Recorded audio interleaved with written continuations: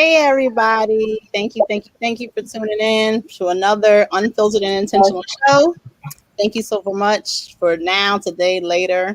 I want to say definitely be strong, Specs. I know you got a lot of things going on your end, but we're all here, one big happy family.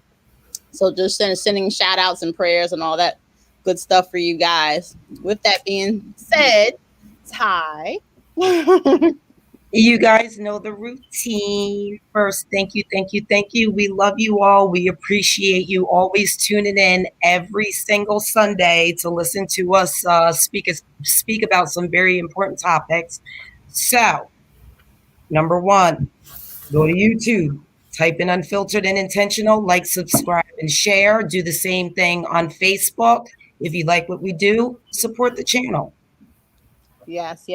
Thank you once again, and thank you for that, Ty. You do it so well and so eloquently. Today we're going to be talking about reparations. It's definitely a hot topic for especially one of these people on this show right now, and that would be Cash below. He literally could be sleeping, guys. And say the word reparations, money, African American, those trigger words. He's up, bright-eyed, and bushy-tailed. Those are his words. If anybody ever wanted to know, how do you wind Cash up? Money. Well, yeah, cash money. So with that being said, I thought it was a good topic because I know we've been having a lot of conversations about how do we get it right? Where do we go? Because, of course, there's always the bad part. But how do we heal? How do we fix? And reparations, I think, is a key. So before we even go into all that, I want to take a poll, if I may. And of course, I'm going to take a poll for the audience later when they start chiming in. For you guys on the panel, do you support reparations for African Americans? If so, if yes, please explain why. If no, please explain why. So I'll start with you, Ty, then we could go Cash, and we could go Liz. Okay, so when I hear that, I hear two different things, right? Okay. If you support it, and then how might that look for one if you do support it? I do think that we should continue to explore it. I really do. I think anything that has to do with us, we should stay on their ass, bottom line. But how it looks in the end, so basically you support it, but how it's delivered. Right. Okay. Thank you. Boom. Now, my last little caveat, and I should have said that, do you feel that we should get actual money or should be no money? I think it's way beyond money. And we'll talk more about it. Okay, I mean, this is cool. I'm trying to. Okay. We'll come back to you. Okay. Go ahead, Cash. Well, yeah, I mean, obviously I support it. I think due to, the long history of injustice in this country, that it's become necessary and it's owed. So, that's the only really two things you need to collect on a debt. So. Okay. And that would look like money and other things, or just? All of the above. Okay. Yeah. Okay. What about you, Liz? Not money. Yes, reparations, not necessarily cash. Look at his face. You guys notice how it really slow, right? I honestly feel like cash might jump through the screen. Stop. Okay. But also, if you hear me sniffling, I'm having a minor allergic reaction to someone's pet right now. So the sniffling or the eyes are watering or anything, I am not crying. Cash is not going to make me cry tonight. Okay, it's okay. I just want to put it out there. But yes, reparations to, yes. So the answer to that first question is yes. Cash, probably not. No. Well, no monies. All right. So if I was asked that question, I'm asking myself, do I support reparations? I support reparations in all the entitlements, in reference to cash money programs, but education is key for me. I do not feel that one is needing to say, here's a check. Okay, go about your business. I do feel that you have to teach people financial freedom and literacy. Hey, you give me land. I don't know the damn thing about irrigations and all these different things. So I'm like, my land's just going to sit here. So being able to educate myself as well. So that's what I feel. Like I said, I'm going to come back to the audience a little bit later. I know there was one comment in here just already. And Humble Lion, hey, Humble Lion says yes, but not in money. And I would love to hear your response on that. So please get the type, and I would love to hear, because every time someone says but not in money, I think Cash ends up like twisting inside. he's like, what? So next question that I have for you guys, and we're going to start with Liz first. When you say not money, explain yourself, because when you think of the United States of America, the United States of America does give subsidies in many forms to people. And we can say those subsidies are in the form of welfare, monthly checks and stipends to farmers, to Indians, to this. Tell me why you would say no cash, but other actual nations and people and demographics get that hardcore cash money. Why would you say that? Oh, you're on mute. All right. So I'm trying not to sniffle in your face. But you said a lot, even in just the way you asked that question, right? So you literally said that farmers get subsidies, right? Mm-hmm. So there's something tied to those funds. It's not just they're getting a check because they're farmers, right? I mean, it just doesn't work that way. Or a lot of times they get a break on their taxes or different things like that. But it's usually not just a hard check that they're getting just $500 a month per cow, on their property. So reparations to me sort of looks like that. And even when you speak of land, I guess because we're attaching it to slavery and the history of that, I don't really think that anybody's going to go around handing out plantations. But at least a parcel that I could build a house on. Maybe I don't need to know how to, I don't need to know the agricultural side of things or different things like that. So I think it should come in the form of, okay, so, and I know what I'm going to say is sort of controversial, but the Native Americans basically got their reparations, right? And so they have their reservations, that's land that they live on, right? They have businesses that no one's allowed to compete with them on, like casinos, for example. We can't open casinos, or no one else really can. That is their right, and it's an exception for them as long as it's on their land. They get specific scholarships for generations and generations and generations, right? So if their children decide to go to school, that's in effect reparations, right? So there's a lot of things that you can do. And if the argument for reparations is, we built this country and we're at a disadvantage and we need to level the playing field, there's a lot of ways to level the playing field. But my fear is that, let's just say, Kia, we cut a check for you. Mm-hmm. And the United States says, all right, we're done. So everybody in Kia's generation, everybody gets a check. Do your kids now feel like they don't have a disadvantage because their mother got a check? Okay. You know what I mean? So that's my concern with getting, just doling out money. Okay. Cash, I know you just kind of sitting no, there.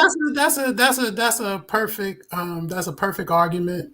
And concern as far as giving out cash payments is that we don't want exactly that, for that to be seen as, okay, I gave, this cash payment or whatever, and that's it.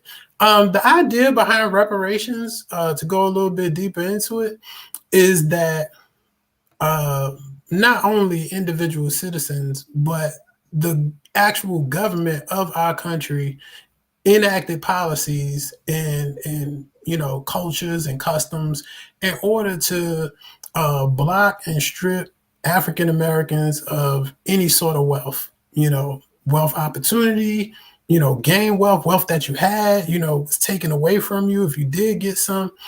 And still up until this day, there's many structures in place that prevent that wealth generation.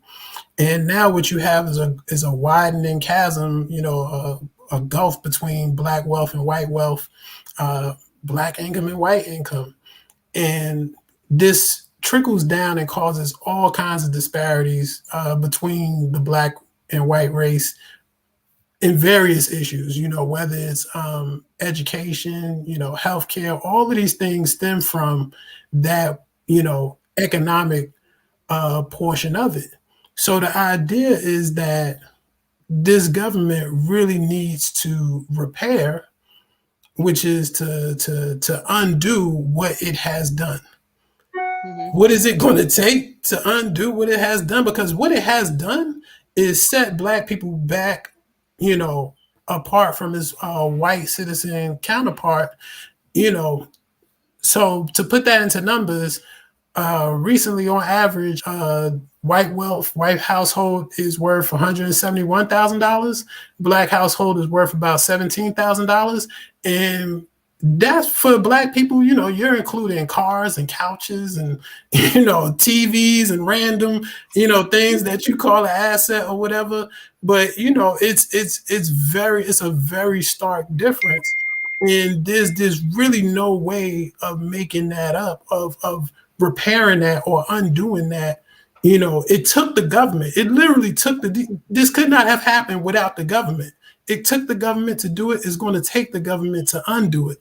And the government was responsible for it. And they are going to have to do any and everything that it takes to bring that in line. And to be honest, before you chime in, Liz, I think this is going to be a conversation down there that you guys like a tennis ball. But go ahead, Liz. Go ahead. All right. So, and this is mostly, I've had this conversation with you guys, off screen. So I'm going to move the needle just a little bit. But when we talk about Black people dealing with the systematic racism that leads to those disadvantages, which Black people are we talking about? Right. And so, and who gets those reparations? Mm-hmm. So I know, Cash, you've always brought up that you're a member of the American descendants of slaves. Should only American descendants of Americans or slavery on this land be entitled to those reparations? Or should it be Black people in this country that have experienced disadvantages as a result of the systemic racism in the country? Thank you for asking that question, because I was going to ask that question. Thank you, Liz. No, and that's a good question. And you know what? One of the first things white people bring up in opposition to reparations is Black immigrants. That's the first thing that they point to. And especially now, I mean, prior to 1980, Black immigrants, it really wasn't much, to speak of. When you said Black, the idea, everybody, it was really kind of understood more so that you were talking about, Black people who were born here or whatever in America, or really, descended from America. There was, the Black immigration, Nigerians, Jamaicans, stuff like that. It has really, gone up a lot, in the last 20 or 30 years. So that sort of complicates things, because now you have your white citizenry saying, well, hey, we owe these people nothing. We didn't enslave these people. We didn't do this or this or this to these people. I don't understand why we would have to pay these people anything. And also, another part of that is that the Supreme Court itself has already ruled that it is unconstitutional to award or, withhold or anything like that based upon race. So if we were to say, okay, all Black people, it's been deemed unconstitutional. This is a non-starter from the get-go. So what do you have then? What you can say, and something that they've done in California is, well, these specific people, right? These people who are descendant of slavery in America, okay, we recognize what was done to them and everything, and the debt that is owed to this group of people. Now, that's not to say that Haitians or Jamaicans, or various groups of people aren't also owed a debt. I believe so. What's happened to Haiti from the French people, where Haiti, after winning their independence, basically they were paying reparations to the French and everything, for quite some time. And I believe they may even still be sending money to France, if you can believe that. and they have a legitimate gripe with France. They have a legitimate bone to pick with France. And if they were to take France and say, hey, we would like recompense, I am 100% in support of that. There's actually a group called CARICOM where Caribbean nations have joined together and are seeking reparations from the various European countries that enslaved and ravaged their countries. So, Cash, in other words, you're saying, hey, if we're going to go ahead and give out reparations, if the Haitians say, hey, we have a beef with this community, then France should be paying them. If Jamaicans got colonialized by the British, then the British should be, so everybody is being dealt with the way they were, correct? That is correct. And even colonies in Africa right now, they are not like, well, hey, all white people, you gotta, pay for what happened in, Rhodesia or Zimbabwe or whatever. It's like, okay, wherever that specific country was or whatever, it would just be a mess. It would be almost impossible for any random, group in a country to say, well, hey, all white people or, hey, whatever, you guys, to collect the debt, you got to kind of be a little bit specific and a little bit intentional with it. Specific people who did specific harms to specific individuals, need to make that recompense. So that's really where that comes from. As far as like criteria, ADOS has put forth and suggested, they would have to have self-identify as Black or African American in the last 10 years. They would have to have a parent on either side that goes back, I think it's at least 3 generations, something like that off the top of my head. So like if you have I think either a grandmother or great grandmother or whatever that was, here in America. I mean, if you have because you could quite possibly have, a great grandmother that, came from Haiti, 150 or 200 years ago. But, at some point, like, yeah, that's good enough. Ty, can you read the comments real quick? Yes. Oh, I thought you was pressing them. Okay. Sorry. Annie says, yes, I'll take land. This land is my land. This land is your land. Land. I want land. Good land. Resourceful land. Prime land. Agreed. Seriously. Humble lion. Give me land and livestock and all kind, and the rest will take care of itself. And Annie, I don't want to be in a gated, faraway community either, as in land on a reservation or inside of a camp. And we should own a great part of America. We built it. So here's the kicker about the land. So my thing is this. So when the Native Americans was designated territories and land and said, hey, this is your land, hey, you can go over here and build a casino. But let's talk about the majority of Native Americans. The majority of Native Americans are below, well, actually about 85% of them are below poverty levels. They live in clusters, cancer clusters, right next to certain areas where they're dumping all types of chemicals in the water and all types of things. So they had the opportunity to educate themselves. They had the opportunity to say, wait a second, they know about land. Like if somebody don't know about land, the Native Americans know about land, but this is what they were given. So how do let's just say, hey, we want our land. We want our 40 acres and a mule.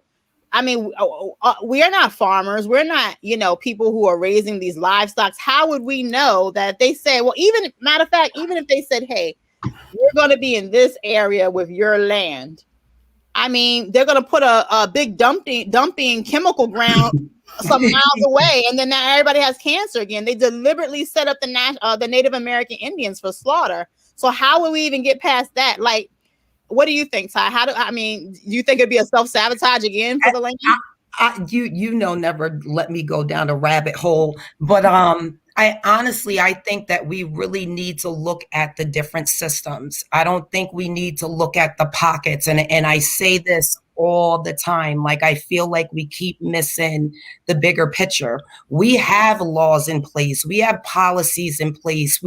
Reparations, like Cash was saying earlier, is to make amends for unjust things. For me, it's not even just making amends, but we need to speak about the people that have benefited off of that in the past, from that, your family bloodlines, generation. Again, the reason why we don't know how to farm and maintain this and build this is because it was taken away from us. That education was purposely kept from us. And I feel like here we go again, where we are asking those same people to give me something. You get to choose what I get, and then I have to figure out how to live beyond those means. And that's where I'm at. I think we should look again, like the education system, economically, just as a whole. How do you give back, like, the babies that you done killed, those poor innocent kids? How do you make amends for that? How do you make amends for raping our women and our men? No, it's true. And just to read a comment that came through my phone, basically, and I want to put this towards Liz, and I'm going to ask this question. So it's hard to even know what to expect for reparations. What do you give to those descendants of those who were raped, beaten, and passed down? Mentalities of not wanting anything more than the scraps given. There would have to be a long, deep discussion. Do you think, Liz, that's the reason why you see our politicians such as Obama and these things kind of stray away from the conversation of reparations because it's so entangled? Like, it's not something so cut and dry. It's like, I mean, and take Germany and the Jews. Okay, these are the Jews. Here are the descendants. Here are some of the survivors from the Holocaust. We're going to cut a check to give to them. Cut and dry, that's it. Compared to us, you have, okay, well, do the Caribbeans get it? But no, we don't. But what about the ones with the baby? All these little puzzle pieces. Do you think that's the reason why our politicians stray away from the conversation? Well, what happened with the Jews and them getting reparations compared to what happened here in this hemisphere is two different things, right? And so the Holocaust happened to a very specific group of people. It affected the generations that lived at that time. Slavery affected generation after generation, I mean, hundreds of years, and it is still weighing its effects on all of us, literally today, right? So that's why it's easier to say, hey, anybody that was affected by the Holocaust, sign up here and let's get you a check, right? I mean, when you say, hey, who was affected by slavery? I mean, who wasn't? You know what I mean? Who with a tan, any, what is it, a paper bag or darker, it hasn't been affected. And so in terms of that, in terms of the rape and the violence and the everything else, I'll remind you guys that children are being born in the cages that they were using in the last administration, and that the women in those cages that were all, because we always talk about the children in cages, the women were in cages as well. Do you know that they were performing our government was performing hysterectomies on those women? So without consent or knowledge, not telling them anything. So this notion that, well, only Black women in slavery experienced rape and only Black men in slavery experienced being beaten. I mean, tell that to Rodney King. You know what I mean? And so that's the government systematically raping, abusing, beating everybody. And so just to say, well, unless your great-great-great-grandmother, specifically her, was affected because my mother or my father doesn't count because it didn't go back far enough, seems weird. It's the same government of inflicting the same abuse on people for the same reason, right? Now, I would say this. I would say that any group that's has been mistreated by the U.S. government or feels that it has a claim should bring that claim. That definitely doesn't preclude any other group raising whatever it is. Every time I'm on some comment thread, I get a few Irish people like, hey, well, the Irish did this or whatever. get together your Irish people if that's what you want to do, and make your case if you feel your case is strong enough. Now, another part of that is that there are certain things that the government should and should not be doing regardless. That is not reparations. That has nothing to do with reparations. Treating people fairly and humanely and not have them in cages and delivering babies in cages, that's not reparations. That's just treating people humanely. You know what I'm saying? So, when it comes to different things that Black immigrants are experiencing and things like that, the government still owes these people, especially, their citizens or whatever, they still owe them a certain amount of, redress as citizens that, the COVID is a good example, right? So when everything was happening, the government decided that unemployment, once it hits a certain number, we have to take action. We have to do something. We cannot have unemployment. And when I say unemployment, that's understood as, mostly white unemployment, right? So you would never have a thing. You can have you've had Black unemployment in this country go to 15%. It don't matter what Black unemployment go to. That white unemployment goes up past a certain number. Yeah. The government understands it has a responsibility to those citizens to act. It would not sit back and just let white unemployment go to 20, 30, 40% and they do nothing. Mm-hmm. Because what would be the point of having a government in that case? So a lot of what is happening with Black people is the fact that we pay taxes into a government and we don't get governance. We don't get representation. We don't get full citizenship or treated as citizens. And I'm for all U.S. citizens, getting full representation and, being fully represented in government and getting their fair share. Back to that question though, Liz, in regards to, because the case on reparations is so complicated, do you feel that's the reason why politicians stay away from it? I mean, definitely. Okay. Definitely, that's a big part of the reason why it's touchy, it's sensitive. Who gets it? Who doesn't want to give it out? You know what I mean? Okay. Technically, by those standards, President Obama himself wouldn't qualify for reparations, right? His Black father was from Africa, right? But what that's correct. That's correct. Right. And that was something actually Mitch McConnell raised.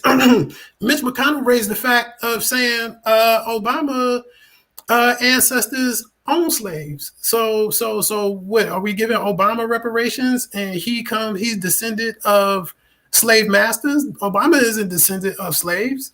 And that's a legit point. And that goes again to why, you want to be specific in your claim when you're talking about who should and should, not qualify under whatever plan.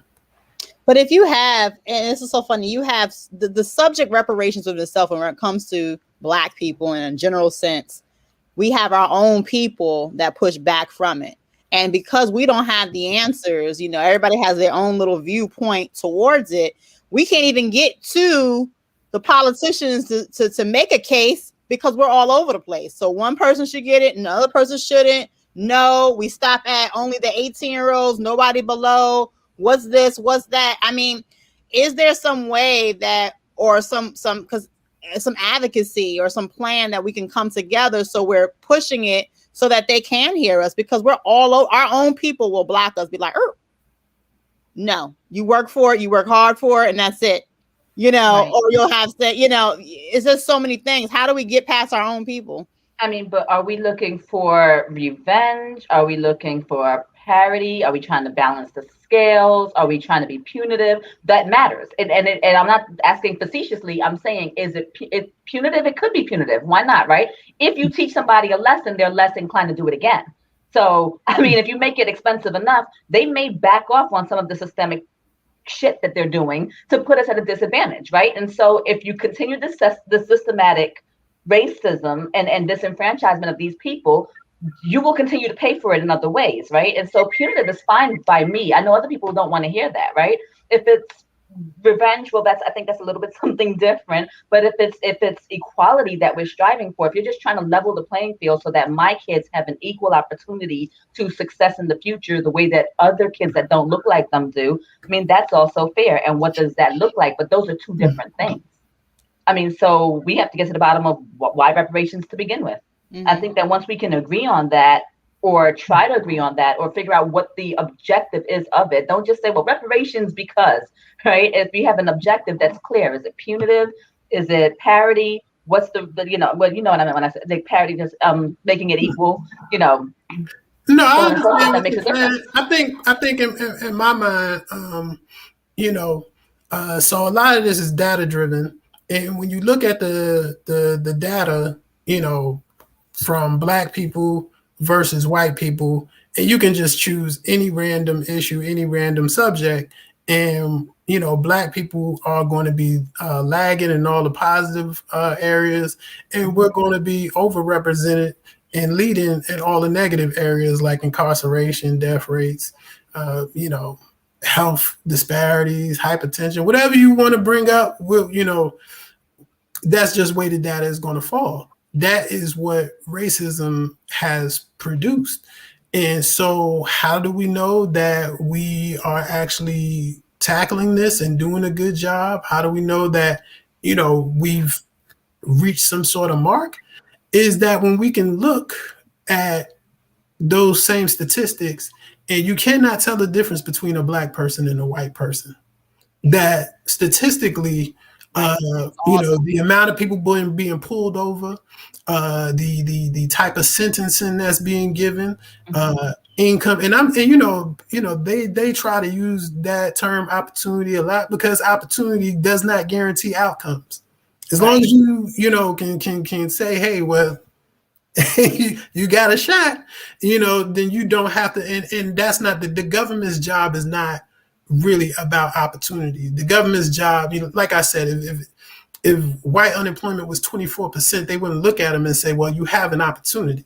No, until those tangible results, until those numbers hit where it's supposed to hit, until, we can see, death rates at a certain level, until we can see income at a certain level, wealth at a certain level. Well, 1 in 7 whites, 1 second, 1 in 7 whites, right, are millionaires. 1 in 7 white households are millionaires. 1 in 50 Black households are millionaires. So if you have 50 white people lined up, 50 Black households lined up, then what you're looking at is 1 Black household versus what? 7 white households, right? Yeah.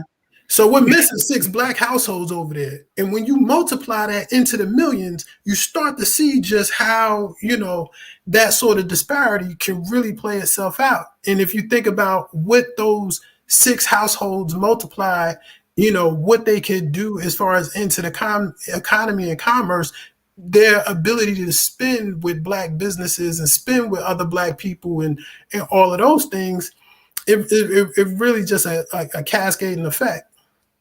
Ty, let me go to the. Yeah, go ahead. I'm looking at you. Go ahead.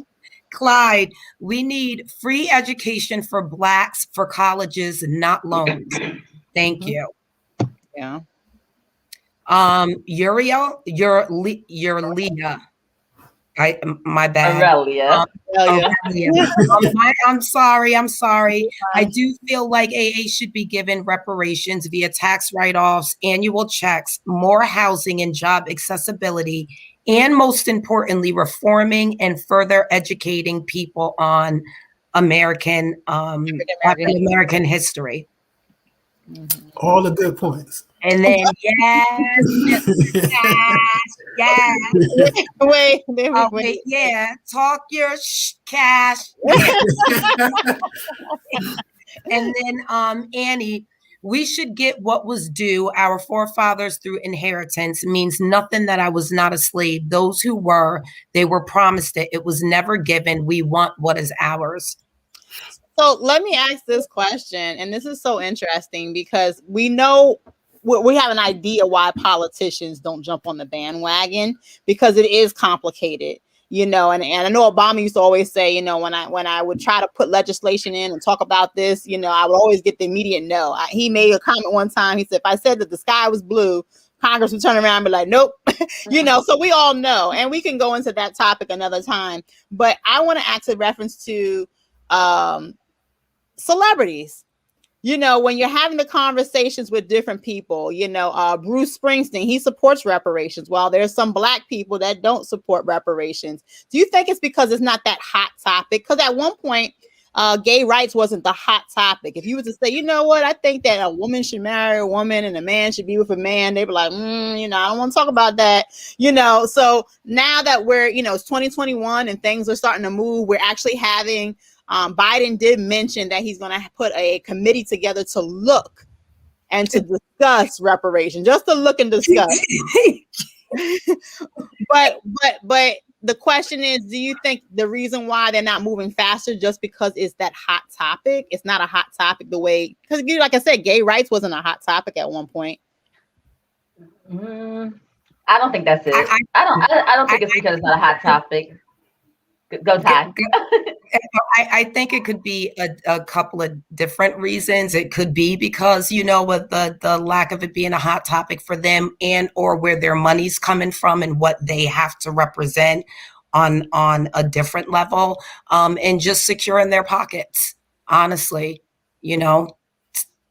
some people are just they're not about that life. What was you telling?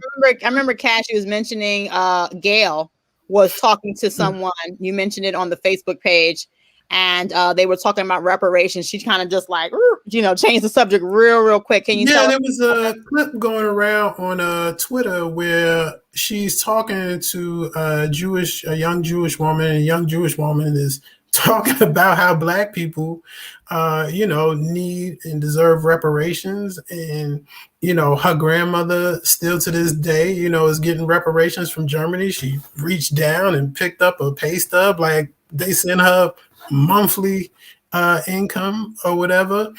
And, Gayle King took that and switched the subject to vaccines. Like, she tried to hand it to Gayle King, and Gayle King was like,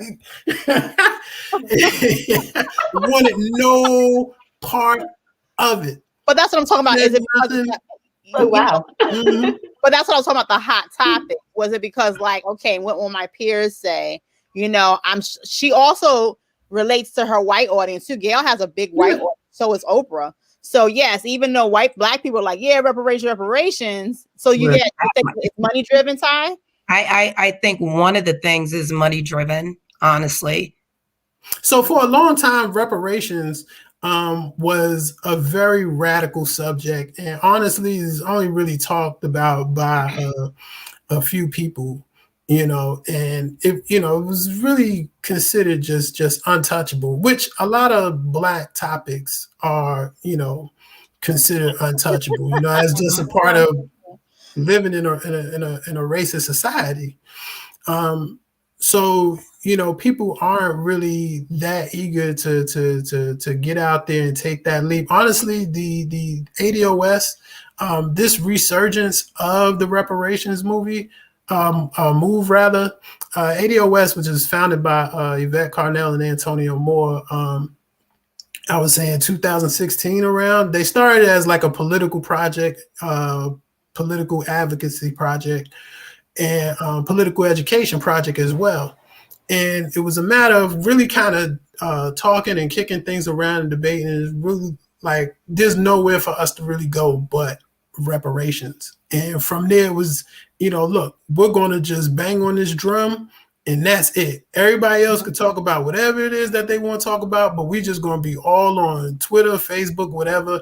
And we just going to bang this drum. We're going to sing this one song, this one note, until, we start to get some traction. And it was a woman, Marianne Williamson, who was a presidential candidate this year. And she came to our conference and everything like that. And she made some pledges and all that. And sure enough, when she we like organized. There was certain things you had to do in order to make it to the debate stage. You had to get like at least like $1 donation from X amount of people. So we had a big campaign going on with that and everything to try to get her on the debate stage.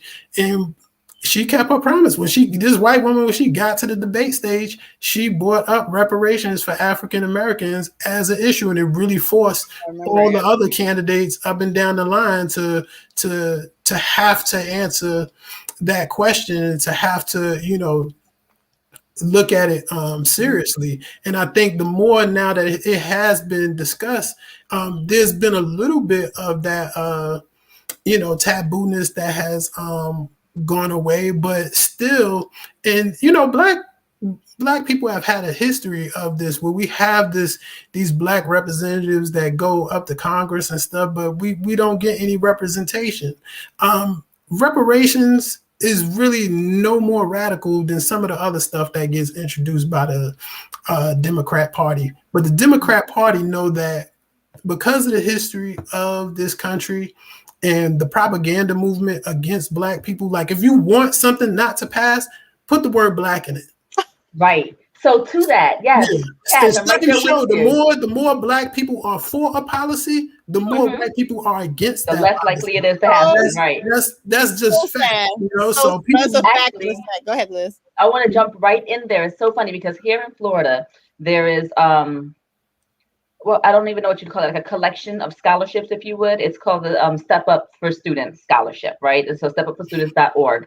And it's funny because it would work perfectly for, I think, a part of the education part of reparations, right? I'm stuttering here, I'm sorry. But the reason I bring that up is, do you know who drives that and who utilizes the scholarships the most? It's income driven, by the way.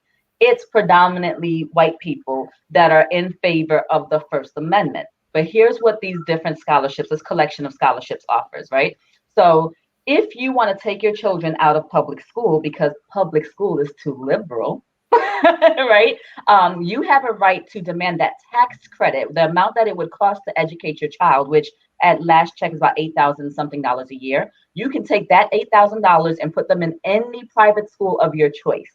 So they're taking their kids out of public schools and putting them in largely Christian private schools. If you know about it, you can apply it to any private school, but in actuality, the people behind this are generally speaking pushing Christian education, right? Call it what it is. Now, if you happen to know of a Muslim school or a Jewish school or anything that'll take the scholarship, then you can take your scholarship and go wherever you want to with your children. So they're calling it freedom in education or choice for your students or whatever it is, because they like choice except for ours. But that's a different thing, right? Another part of that same group of scholarships is, let's just say, because what they did was they supposedly did away with zone schools here in Florida. So you do not have to go to the school that you're zoned for. Again, this is something that should be great for our kids, except that what they did was they put a caveat in there. So if I live in the worst hood and my local elementary school, middle school, high school is a failing school, which a lot of the schools in the hood are, right? Because they're underfunded. That's that systematic thing, right? But now I can say, well, I don't want my kid to go to the school she's zoned for. I want to put her in, fancy prissy school over there in the burbs, except that you have a right to request it. And that school's going to go, oh, sorry, we're full. Yep. Right. And so if they're full, you're stuck between a rock and a hard place. But the second part of that scholarship is, if you did find a school wherever you wanted to put your child and the school bus couldn't get them there, they will cut you a check for the amount that it costs you to transport your child to that school. So if you don't go the full-on private school route, they will give you money to take them to the public school of your choice. It's a smaller scholarship, obviously, but they calculate what it's going to cost you in transportation. And even though I don't think this one's completely worked out yet, the other part of that same group of scholarships is, if your child is at a disadvantage because they are stuck at a B, C, or D rated school, you can get money, request money for tutors, standardized testing, take all the learning equipment, everything else, and you can get those funds to level the playing field for your kid. And again, the people behind that don't look like us, and the people taking advantage of it don't look like us. But I think it was Aurelia in the comments that mentioned you know, you have to have free college, or was it Humble Lion? Somebody said free college. Why are we preparing them for college? They can barely get out of junior high school. You know, the dropout rate, as Cash said, our dropout rates are higher. Our literacy rates are higher. What they're calling literacy now is something completely different. Well, they fit in kindergarten. Here's the kicker for that one. So when you made the statement and said, hey, you know, you don't have any zone schools. So I remember specifically my kids were just entering that freshman, sophomore year in high school. And I thought that they would be zoned for the nice suburban high school, but they weren't. They bused them to kind of like that hood, like that borderline hood one. So you got a little bit of something going on, but it's still kind of rough around the edges. And I'm like, So I remember calling up and I'm like, well, here, what about this option? What about this option? They said, no, we're full. I said, well, let me ask you this one last question. If I lived in the act, and this wasn't the same day, different day, different voice. If I moved to the neighborhood with the zip code that's associated with this high school, can I enroll my child? Oh, sure. So you full, you're not full. But here's the thing. You wasn't getting me. I bought a home in that same prissy little neighborhood. This is where my daughter's graduating from tomorrow. Shout out. So happy she made the point. But with that being said, though, I remember specifically, you have your pile of papers, you go up to the school to register the kid. When I tell you the gatekeeper was a Black lady, and she gave us the 5th, 3rd, and the 6th degree because she did not want our Black asses in that school. I mean, and it was like, wow, your own people are holding and blocking. And it's like, it was something like, oh, you missing a signature. Oh, I can sign. No, you had to take this document home, man.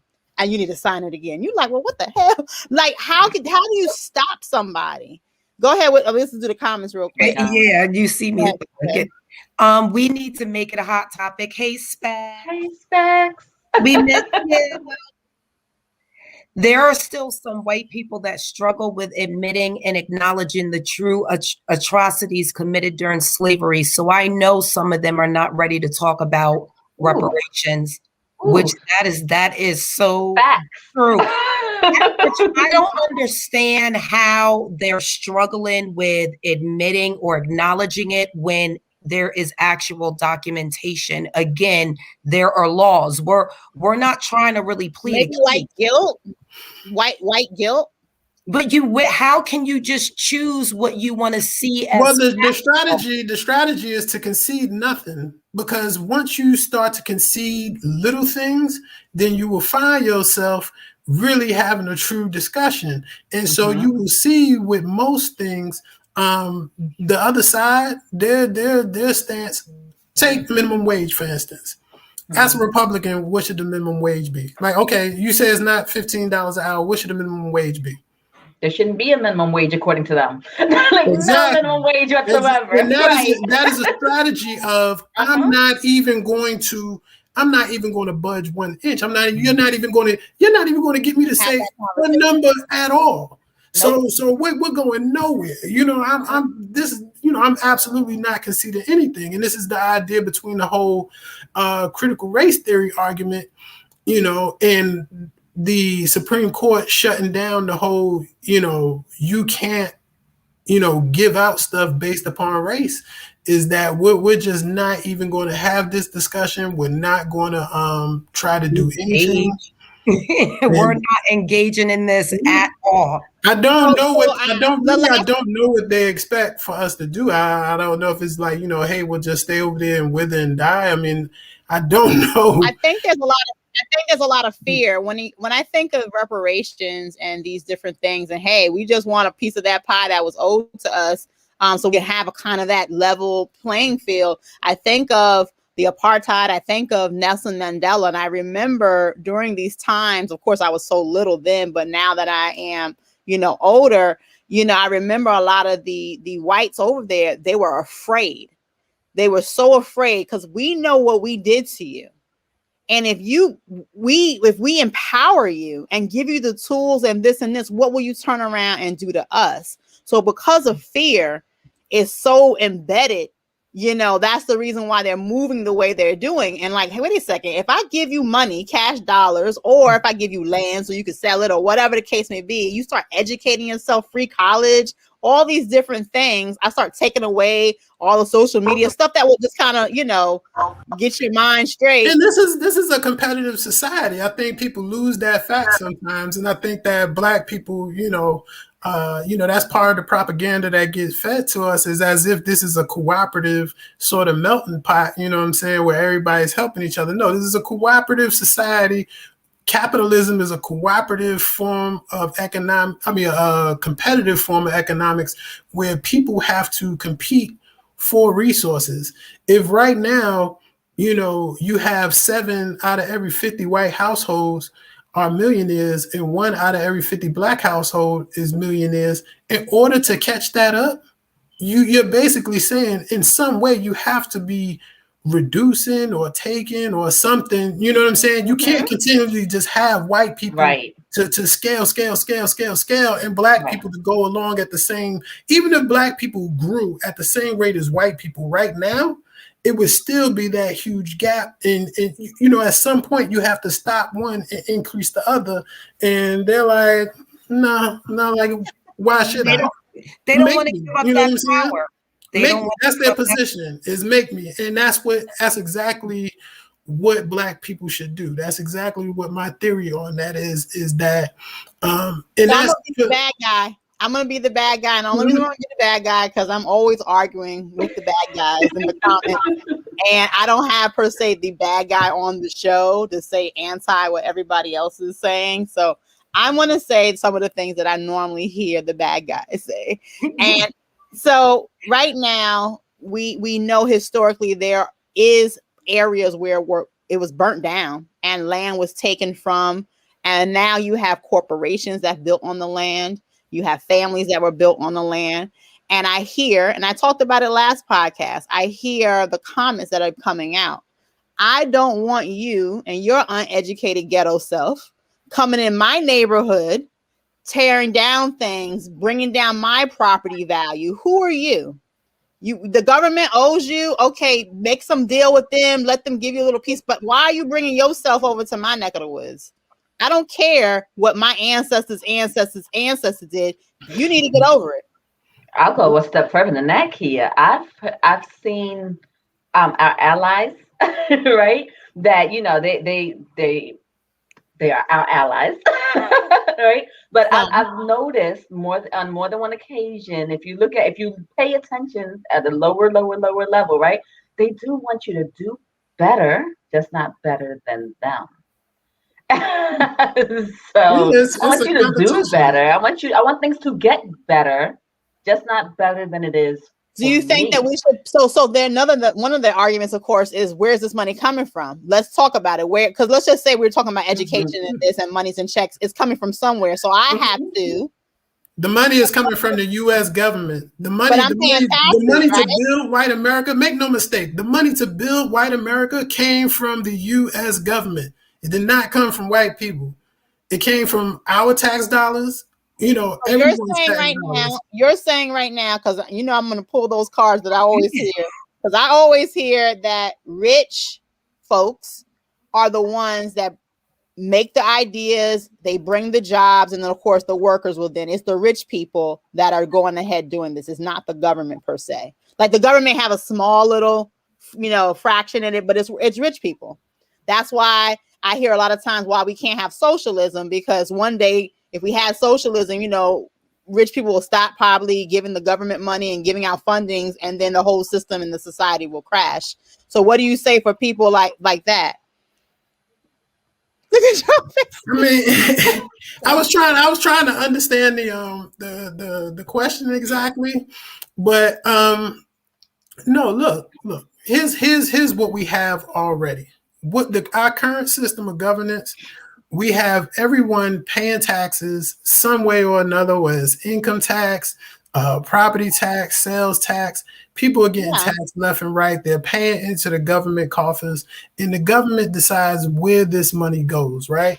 When you hear that the budget is $1 trillion, that's what it's costing the government, as far as the money that it's putting out. And it's paying people. It's paying contracts, defense contracts to build ships and airplanes. And well, that's to protect us. yes. And so, and also the government, it incurs debts, with other countries. It has to pay back its debts or whatever. When I was in the military and we were in Korea, and we take our tanks out and we start doing donuts, out in the rice paddies and stuff, then, we owe the farmers, money for their rice paddies and stuff. And so the government has to pay that. Random ex-white person doesn't get to say government don't pay that Korean farmer over there for those rice paddies or whatever. Like, no, we incur debts together. We pay our police together.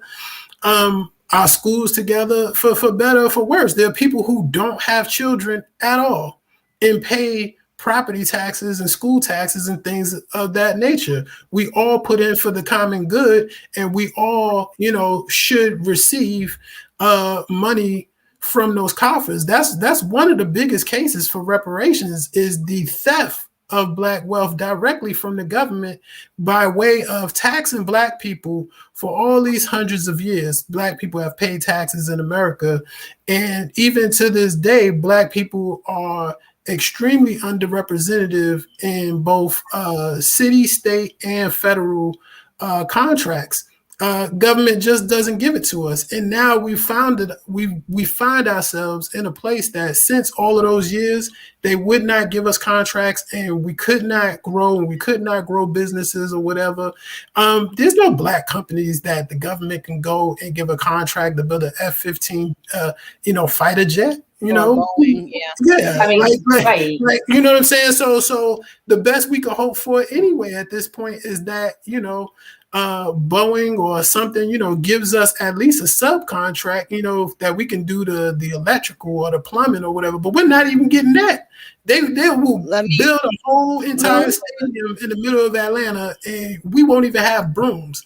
So this just cannot go on. It can't be a thing where we're paying taxes into cities and states and stuff like that, and we get no contracts, no anything.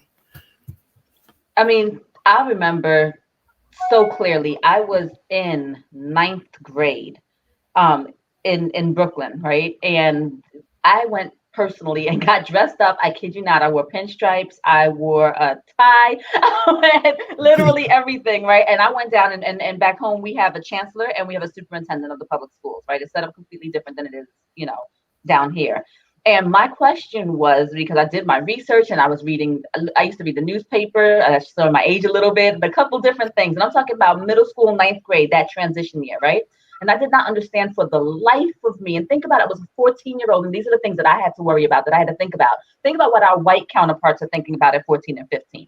Start there, right? What I never understood was there was a school in Long Island that the newspaper went out there and took pictures of storage rooms of books stacked on top of each other in storage rooms.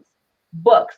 In my school, we had one set of history books that could not go home with us. When you went in the classroom, you picked your book up from on top of the radiators and you read it in class. When you were done, you returned that book to the top of the radiator and you went home. Math class, we had one set of textbooks. And I mean, this is for every 9th grader in the school in Brooklyn, right? And in Long Island, Staten Island, they have books stacked up in storage closets. They have a surplus of books. We have one set of books for every 9th grader, 400 9th graders or wherever your school is, right? And we borrow the book for class and we return it at the end of class. They can't send us home with the books for us to study. And I needed to know, I'm telling you, I got all dolled up. Then I asked them, why is it that those books can sit in those closets and we can't have, there's 9th grade textbooks. Why couldn't we have them or use them? They would get back to me. And down the road, the best answer, I kid you not, I mean, I'm talking about dressed up, stepped up to the mic, everything I needed to know. The best answer I've ever gotten from anybody, because I mean, like a dog with a bone, I've always asked, I mean, to this day, help me understand. Well, the taxes from the people in Staten Island pay for the books for Staten Island, so they stay in Staten Island. Whereas in the hood, right? And so, if you went to a school where most of your classmates lived in the projects, what taxes were they paying? So those are the taxes that are funding the books for that school. And since you don't pay taxes because you are in fact in poverty, or what you are paying, even if you are paying, I mean, we pay taxes clearly. Paying taxes on $7 an hour is going to buy you what exactly? Compared and that's been proposed as a policy for Black America and everything, and that goes back to one of those things where, not exactly a reparation item, but, for Black America in general to really get a fair share of education dollars, we're going to have to change the funding structure of education. If education is going to be funded through property taxes, you already can see where that's headed.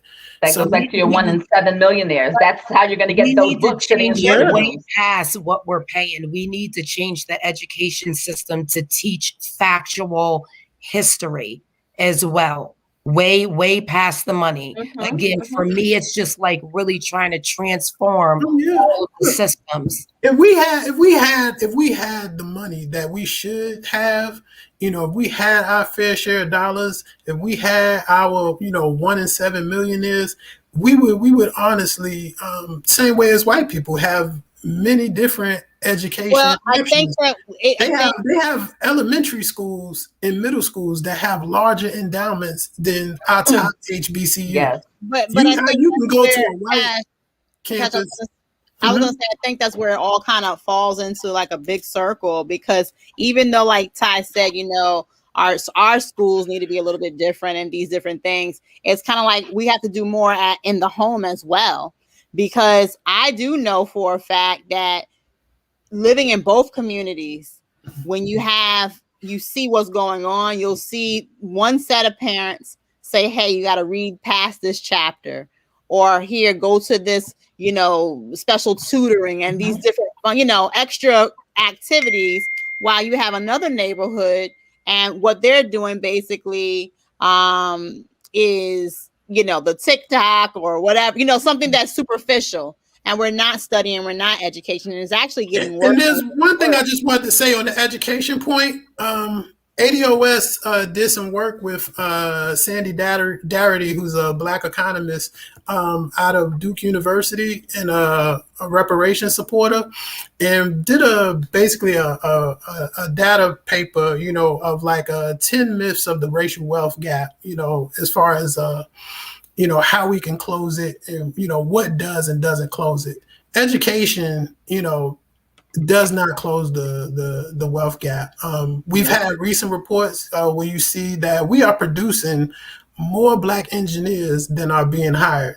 They will talk, STEM and this, that, and the third. It makes no difference. If Google is only hiring at 1%, Black people, which, and honestly, that's mostly, you talk about Facebook or Google and, they're 1 or 2% Black people. Those are not going to be, descendants of American slavery. Those are most likely Nigerians and things of that nature. So you still, definitely really have the same thing. So, and also another thing that we showed with the data was that on average, a white person with no high school diploma has more wealth than a Black person with a college degree. So, for you to get a college degree, and, I remember myself, coming out of college and, definitely struggled for a few years. And I know that's a lot of people go through that, even white people, but, it was a whole different kind of animal. I mean, even to the point where I had my MBA and my, military service and everything, and was still finding it hard to find a job. So, that goes back to that opportunity piece. We want more than, as a veteran, I've seen, those different things where you will have a company, Bank of America or whoever, right? They're going to be like, look, next year we're going to hire 2,000 veterans. But, now they're able to hide behind basically the Supreme Court ruling of, well, why don't they just come out and say, you know what, next year we're going to hire 2,000 Black people? Because constitutionally you can't, legally you cannot.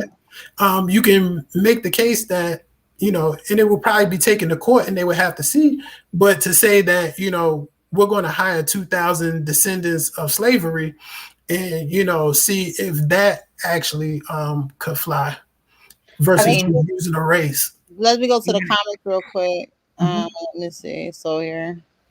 I'm tired of hearing the "it was a long time ago" narrative while they hold on to their 20,000 plus a year old religion and defend their 300 plus year old constitution. Ooh, thank you. She's been on it. We can't keep feeding off the propaganda. We fall for it. Everything we hear, listen to, naysayers, etc., and then talk our own selves out of it. Why? And then why are we still afraid of the massa? Didn't the civil rights movement accomplish some things? Don't we believe this generation can accomplish some great things too?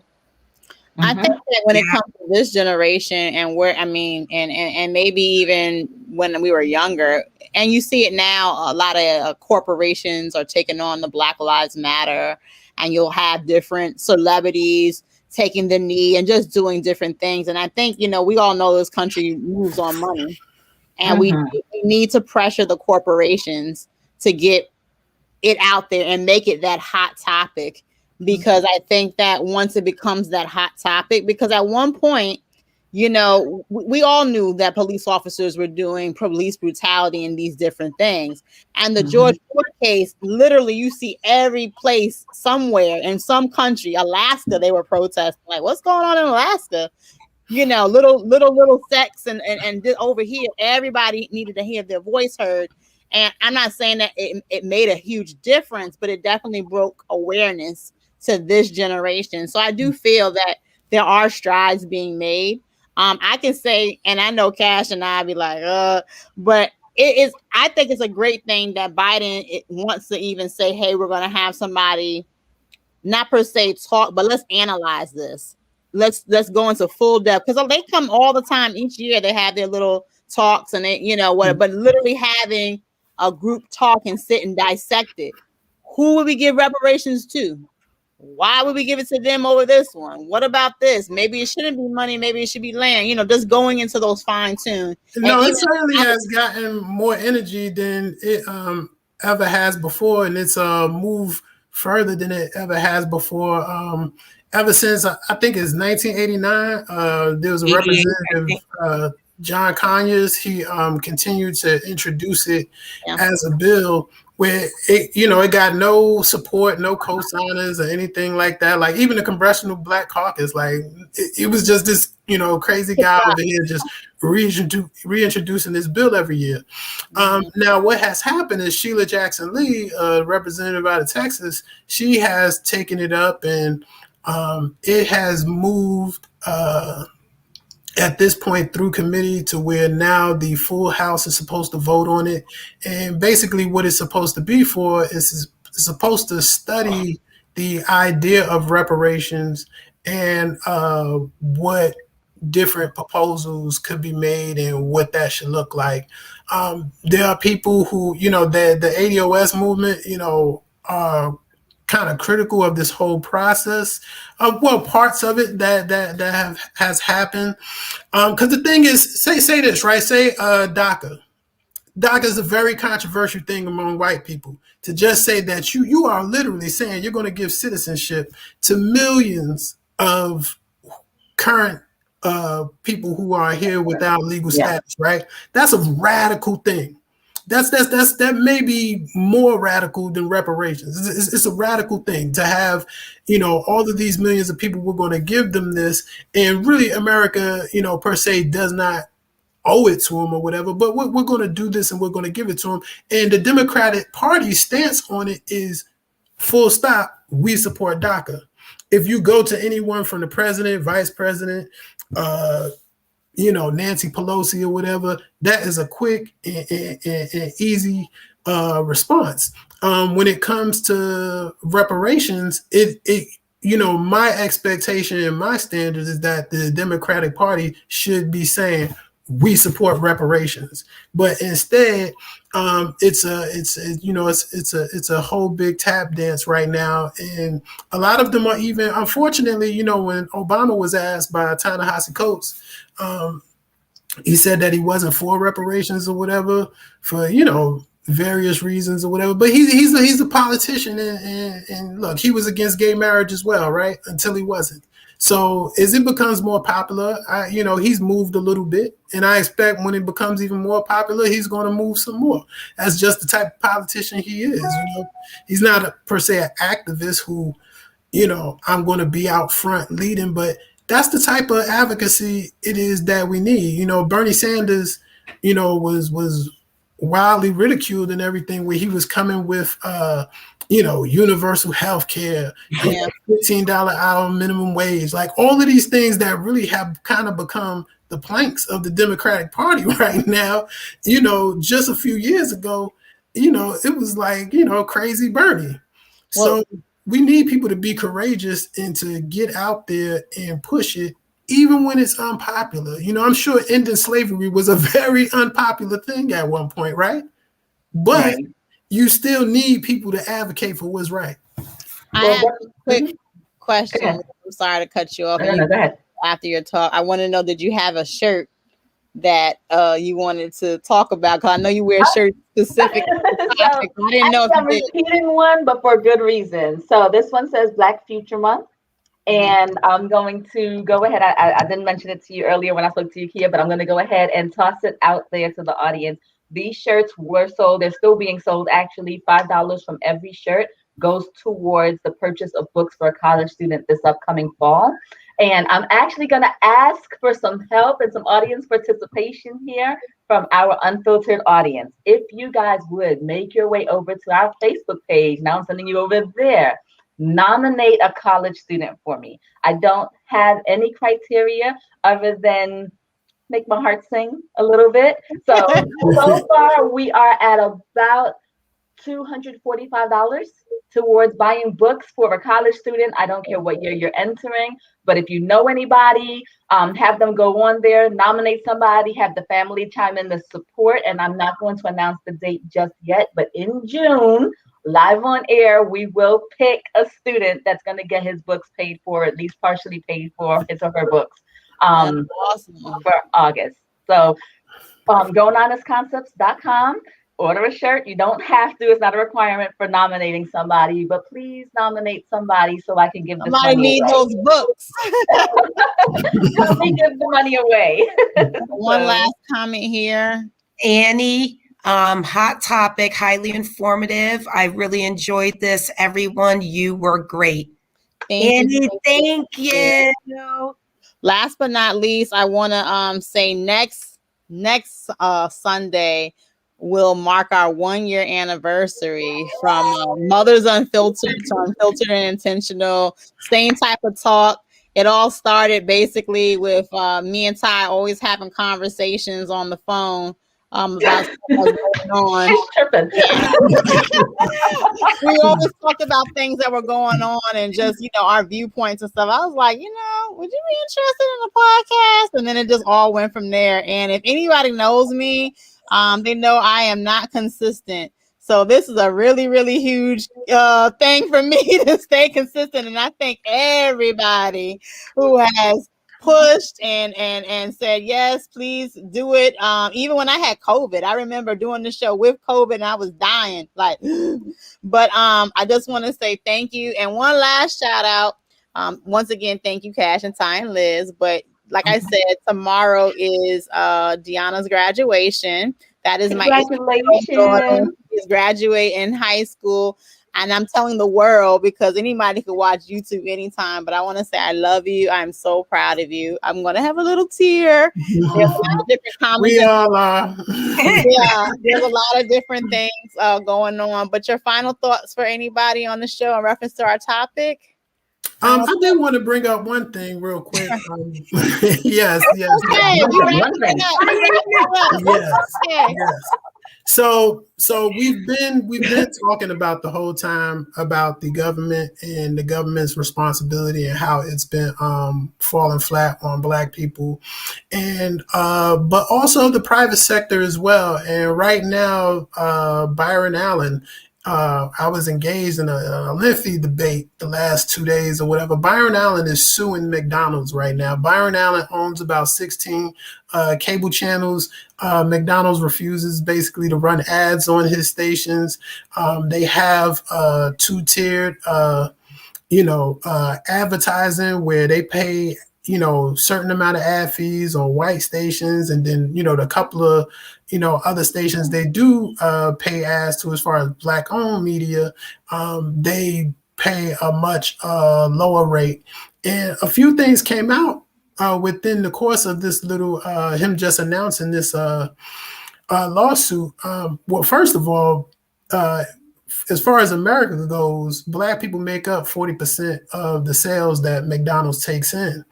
And what they found was that McDonald's does about 1.6 billion a year in advertising, and about 5 million of that goes towards Black-owned media. That's terrible. And even besides their media pieces, when it comes to just their contracts in general, you can imagine how much beef and chicken and potatoes for French fries, all these things. And and this is something that if you ask most Black people, they would think that McDonald's is a good partner and ally to Black people. But they do no business with us whatsoever. And most other companies in America do no business with us whatsoever. And we really need to hold them to task as well, because we can't be, even if we weren't buying that much stuff for them, the fact that we are, 15% of the US population, and again, we pay into the tax base, we provide the roads and bridges and stuff, these companies to operate, and for them to just have a stance where they're just not going to really hire us at the levels that, at our representative levels, they're not going to give us our portion of contracts. This is all what's contributing to us and our inability to really gain any sort of wealth in the American economy. We're really being frozen out by, the government, private sector, all the way around. So there's a book called The Black Tax that really goes into that and all the different companies and what they spend with Black people. And so I encourage anybody who wants to know more about that to read up on it. But we really have to, start holding these people to task and make demands that our government and these companies, I don't care what education we got or what experience we got, you have to do business with us. Let me tell y'all guys, I am happily married to that man. And when I tell you, it could be any time of the day, morning, night, afternoon, night. You wind him up. In the middle of anything, you mention economics, Blacks, and that will be a conversation where I'm going to have to say, okay, thank you guys. Liz, you might have a final thought before we wrap it up. Yeah, so I know Cash is amazing at this subject, and he talks a lot in macro, right? I think that when we're talking about those disadvantages, sometimes we totally miss out on micro, and the closest we get is education, right? I don't know if you guys have been paying attention, but in the news lately, there's been at least 2 really, really big situations or cases, or they're not cases because they're not litigated just yet, where even when we do overcome all those odds, Cash said he got his MBA, he's a veteran, right? I went to a school that had no freaking books, you know what I mean? Everything else, you go out there, you overcome everything they throw at you, you go buy a house, and one Black couple in California got their house appraised, and they came in at $300,000 less than it did when they switched all the pictures on the wall to a white family and had a white person greet them at the door. And the same thing just happened again. I can't think of the state, but it was in the South, where this woman's property value went down $100,000 until she switched the pictures on the wall. It is in everything. Like, how do you overcome that? And think about that, right? So for us, we're homeowners on this panel too, right? I mean, which one of us isn't American enough? or Black enough, that we aren't being disadvantaged by these same freaking systems. So it's macro, it's corporate, it's education, it's, I mean, not to sound hopeless, but we have some work to do. We really do. And dividing it up into smaller pieces is never going to get us to where we need to go. Well, I'll just say this: we'll put this on ice for right now. We'll definitely do a part 2. I hope that we have Leon. Leon was supposed to be on. He's been on the show before. He has a lot of things to say. But no, this is definitely a part 2, part 3 topic. That's why this show will go on, because we are never going to run out of topics to talk about. Love you guys. Once again, I'm so happy that you're graduating. Bye, everybody. Congratulations. Oh, wait. Oh, yes. I think Pop is representing the Knicks. You see me looking down. I'm checking the score. Yeah. It is tied up with 9 seconds left. All right. Well, make sure you like and subscribe on YouTube. And next week, we will have a surprise. 2 lovely winners of our giveaway will receive some Amazon gift cards. Like I said, I just wanted to do that because you guys supported me for a whole year. So I just want to do something for you guys. Love you. Bye. Bye.